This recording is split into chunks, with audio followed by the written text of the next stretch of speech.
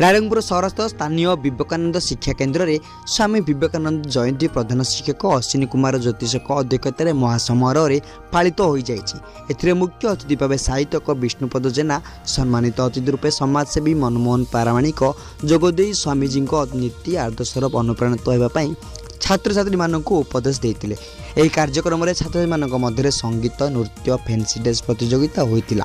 एथिरे शिक्षक मेघनाथ साहा और पार्वती सिंह को विचारपति आसन अलंकृत करते। यह भव्य कार्यालय शिक्षक असित कुमार महंत और कुशपात्र सभा परिचालन करते। यह महान सभार विद्यालयर समस्त शिक्षक शिक्षयित्री यथा वासुदेव महंत, नित्यानंद महंत, दुष्मंत महंत, खगेश्वर परमाणिक, सत्यवती महंत, गायत्री साहू, चूड़ामणि महंत, सोनाली सेजपड़ा, बासंती नाग, नीतिमणि बारिक, कविता पंडा और सरस्वती महंत प्रमुख उपस्थित थे।